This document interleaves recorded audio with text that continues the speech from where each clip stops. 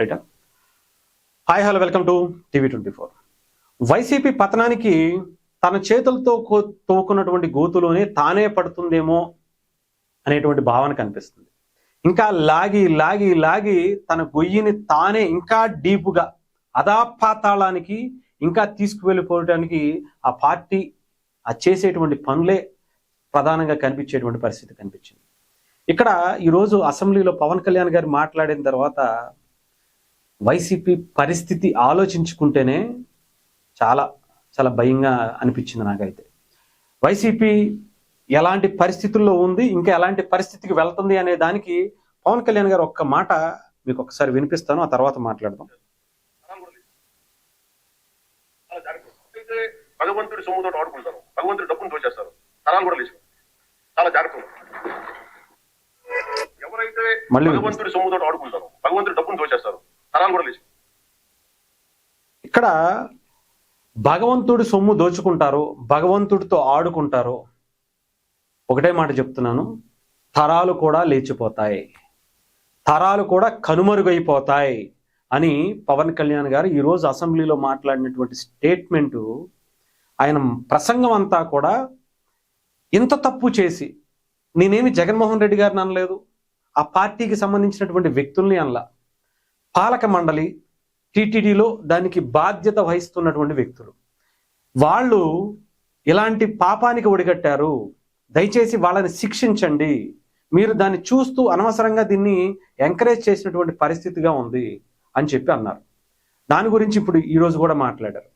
మీరు దయచేసి చేసిన తప్పుని ఇంకా సాగదీయకుండా దాని నుంచి తప్పించుకోవటం కోసం ఎన్ని రకాలుగా మీరు తంటాలు పడుతున్నారో అందరికి అర్థమవుతుంది.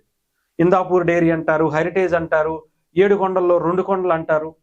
7 కొండల్లో 2 కొండల సంగతి మనకి ఎందుకండి, నాకు అర్థం కాదు. ఎప్పుడో రాజశేఖర రెడ్డి గారు ఇచ్చేశారు, దానికి సంబంధించిన జీవో ఆయన ఇచ్చేశారు, ఆయనే ఇచ్చారు అని చెప్పి వైఎస్ఆర్సీపీ చెప్పుకుంటాం.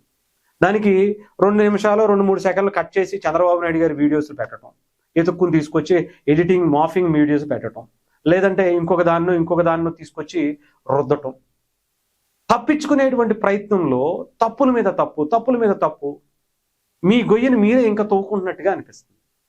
అసలు రాజశేఖర రెడ్డి గారు 7 కొండల్ని జీవో ఇవ్వాల్సినటువంటి పరిస్థితికి ఎందుకు వచ్చింది? అప్పుడు ఆయన మీద ఉన్నటువంటి వ్యతిరేకత ఏంటి? 7 కొండల్ని ఏం చేద్దాం అనుకుంటే అంత వ్యతిరేకత వచ్చి దాని నుంచి ఏ రకంగా బయటపడాలో తెలియక రాజశేఖర రెడ్డి గారు ఆ జీవోని ఇవ్వటానికి ముందుకొచ్చారు. ఇంక మనం తప్పించుకోలేము, ఇంకా గనక మనం ఏదన్నా చేస్తే మొత్తం మన జీవితం నాశనం అయిపోద్ది, వెంటనే ఇదిగో 7 కొండల్ని జీవో అనేటువంటి ఇచ్చేసి 7 కొండలు వెంకటేశ్వర స్వామివే అని చెప్పి జీవో ఇవ్వాల్సినటువంటి పరిస్థితి వచ్చింది. అలాంటి పాపానికి ఆయన ప్రయత్నించారు కాబట్టి. బ్రిటిష్ వాళ్ళు కానీ ముస్లిం వాళ్ళు కానీ ఎంతోమంది ఈ దేశాన్ని పరిపాలించినప్పుడు, కొన్ని వేల సంవత్సరాలు పరిపాలించినప్పుడు ఎప్పుడు వాళ్ళకి ఆలోచన లేనిది ఈయన రాజశేఖర రెడ్డి గారికి ఎందుకు వచ్చింది?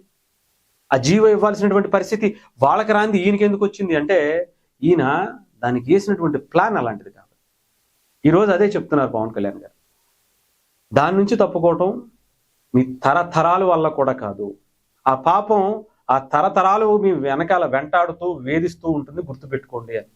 ఇంకా ఇంతకన్నా ఎక్కువ మాట్లాడలేరు, నిజంగా చెప్తున్నాను కదా.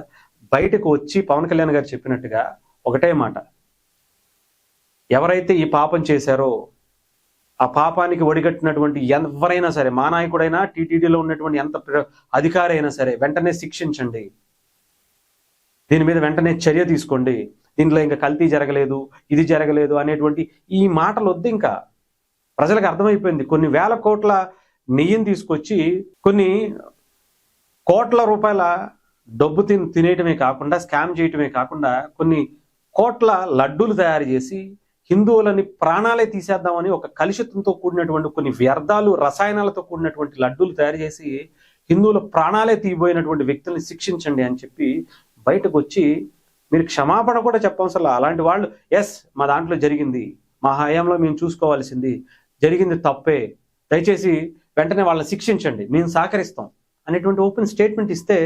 కనీసంలో కనీసం మీకు ఇప్పుడు ఏదైతే భయం పట్టుకుందో, ఈ 11 స్థానాలు కూడా ఉండేటువంటి పరిస్థితి లేదేమో అని భయం పట్టుకుందో, కనీసం అది ఆ స్టేట్మెంట్ ఇస్తే కనీసం మీరు ప్రతిపక్ష పాత్ర అడుక్కునేటువంటి పరిస్థితి కాకుండా ఆ పాత్రకైనా సరే ఎలిజిబిలిటీ అయ్యేటువంటి పరిస్థితి అయినా నెక్స్ట్ ఎలక్షన్స్ కన్నా వస్తుంది.